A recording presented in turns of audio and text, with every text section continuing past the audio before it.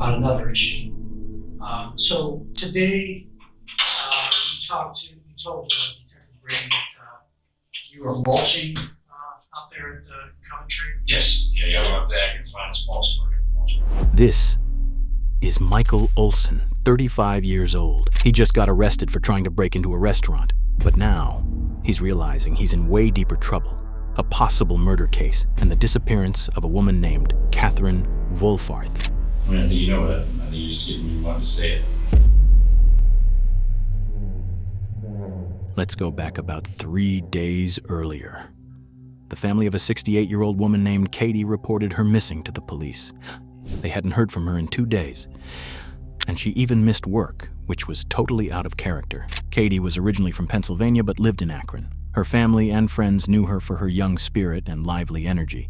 You could barely find a photo of her without a smile. She worked in Akron as an antique dealer. And her sister has been missing for just about 48 hours. She didn't feed her cats. Her cats are everything in the whole wide world.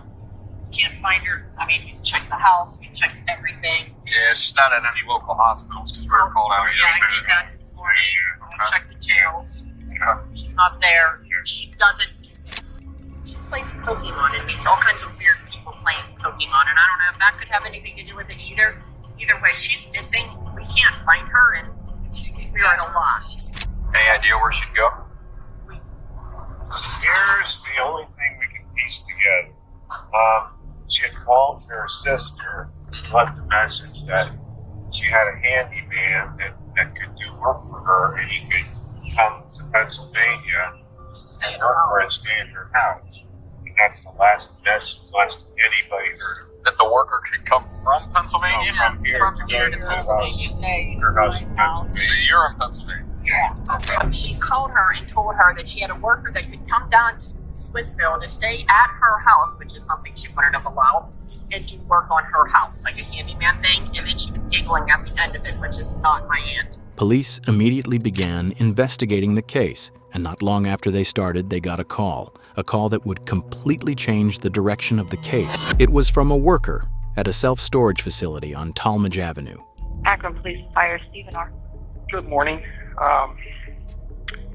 My name is Craig. I work at Leslie Floor Sandy. Yeah. We have rental units behind our building. And there is a lady that has been missing. I don't know if a report has been filed. Okay. Her name is Katie Wolfarth. My reason for calling is that her rental unit has been entered by another individual. We have it on surveillance tape. Okay. And to my knowledge, that individual has no permission, reason, authority to go in there. Okay. So Katie, how do you know she's missing? Well, her partner, a man by the name of Dave, they both rent units from us. And he came in Monday evening, asked Richard, the other fellow that's here, if he had seen Katie Wolfarth. And Richard said no. And Dave came in again this morning, and I started looking for the security tapes that we've got, and I found this individual going into her unit. When's the last time you talked to her? I saw her at 1 o'clock yesterday. Yesterday? Did she say she was going anywhere? No. Police began investigating the storage units after watching a video the worker mentioned, one where he claimed to have seen Katie. In the footage, Katie is seen moving some items around near her storage unit. A silver Kia minivan is parked in front. Then a young man walks over from the unit across from hers. It's clear the two start talking. Their conversation lasts a few minutes, but the man doesn't leave. Instead, he lingers, watching her. At one point, he even hides behind Katie's van, acting suspiciously. Katie then heads toward the main office at the front of the facility. As soon as she's out of sight, the man checks his surroundings and quickly slips into her storage unit, hiding inside, waiting. A few minutes later, Katie returns and enters the unit. The overhead door closes behind her. Around 20 minutes pass. Then the man comes out, wrapped in a towel. He walks back to his unit, changes clothes, and carries Katie's belongings over. He gets in her van and drives off. Katie never walks out of that unit again, at least not alive. The next day, the man comes back to the storage facility. He wheels a trash can into Katie's unit. Then he moves his car closer, and a few minutes later, he's seen coming out with the same trash can, now covered with a towel. It looks heavy. Really heavy. He struggles a bit, but eventually wheels it toward his own unit. Police began a full search of both storage units. While going through Catherine's, the manager recognized the man in the surveillance footage, 35-year-old Michael Olson. Since Michael wasn't around and didn't leave a key, officers contacted his father, who had a spare for his son's unit. The moment they opened the door, they knew something was very wrong. Inside, they found bloody items, a walking stick, and a piece of metal piping. In the back of the unit was the trash can Michael had dragged. Though mostly covered by a blanket, a leg and foot were clearly sticking out. The body belonged to a woman. Her pants were pulled down, her legs wrapped in duct tape. She had been sexually assaulted and suffered fatal head injuries, likely caused by the pipe and walking stick. Police quickly confirmed it was Catherine Wolfarth. At this point, their main suspect was Michael Olson, the man seen on video driving away in Catherine's 2012 Kia Sedona. That minivan was discovered the next day, abandoned on Whittier Avenue in West Akron. Soon after, detectives received a call. Michael Olson had just been arrested, not for this case, but for trying to break into a restaurant. He was already in police custody. Michael still has no idea he's the prime suspect in a murder case. At first, he's relaxed, smiling, sitting casually, but as soon as the detective brings up a different case, his body language shifts completely. On another issue. So today, you told Detective Brady that you were mulching out there at the Coventry? Yes, yeah, I went up there, I can find a small story. He suddenly leans forward, locks eyes with the detective, and clasps his hands tightly in front of him.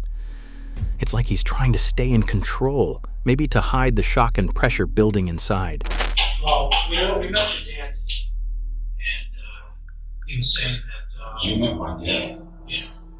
Yeah, did you talk to your dad on the phone today at all? Yeah, a couple times. Yeah. And, What'd you stop? You ran out of gas? Yeah, I ran out of gas, I ran out of gas a lot. Like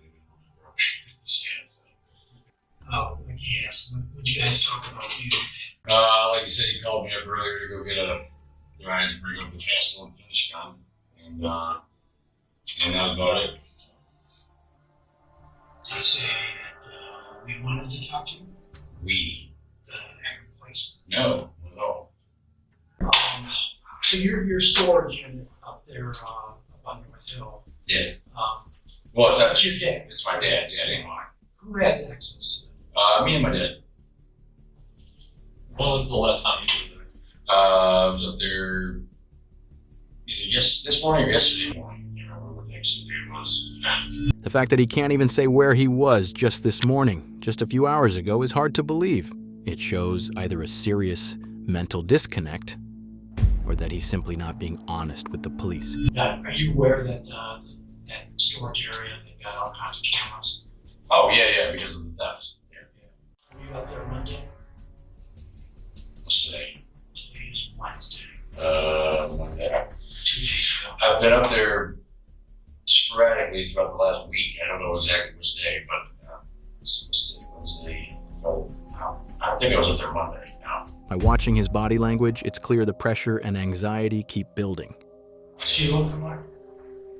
Yeah, that's Steve and Kathleen? Katie? That's the same name, right? He starts fidgeting with his water bottle, an unconscious attempt to stay calm under stress. When's the last time you saw her? Probably Saturday or Sunday. Not Monday. I don't think it was up there. Really tired. I don't think it was up there Monday. I know it was there over the weekend. Well, like I told you, they're sitting. Yeah. We watched it. No, you watched. No, Did you talk to her at all? No. Yeah, well, she actually tried to knock on my door one night. She said I was sleeping up there. I fell asleep or something. She gave me a fan if I was hot or something. So I had to talk to her.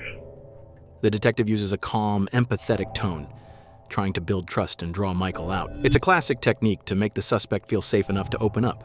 Find evidence, different things, hair, blood, super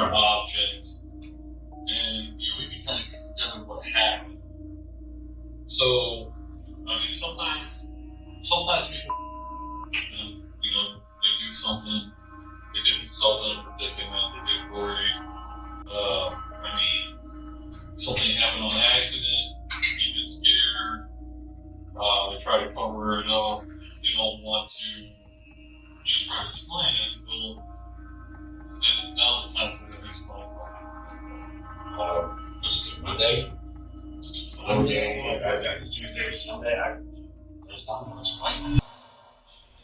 So stupid. I mean, you can't feel good holding this in. No, not really. I snapped, man. I snapped. Something came over me. I don't know. What makes you? My ex-girlfriend, dude, it was a downfall. It's not she wasn't holding a gun to me. It might have been ex-girlfriend, but she made me a different person because of her toxic, narcissistic race. I mean, I think you know that. I think you're just getting me wanting to say it. That's why I told you this is your narrative. This is your chance to say for your story.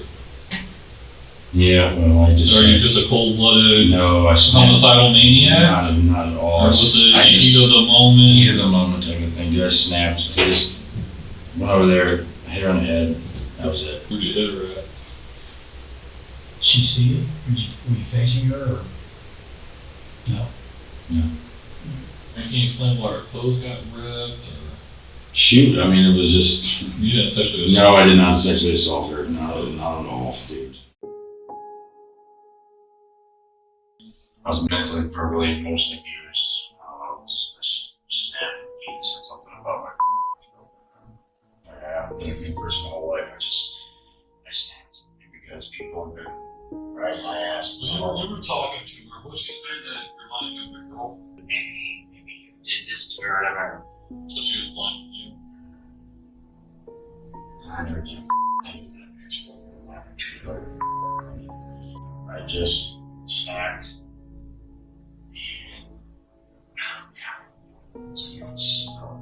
They just didn't smell it. Every time I smelled like bullets. No, Mom, Dad, if your voices, I love you, I'm sorry. Should never have done it. Snaps. Snaps. Michael appeared in court on August 27, 2019. As part of a deal with prosecutors, he pleaded guilty to aggravated murder, rape, abuse of a corpse, grand theft, and trespassing. In return, he avoided the death penalty. Michael was sentenced to life in prison without the possibility of parole. He'll spend the rest of his life behind bars, but nothing can ever bring back Katie's stolen life. Just hope that one day you will see that I'm not the devil, and I'm going to do everything in my life to help wherever I lie. God will use me in some way. I'm so terribly sorry.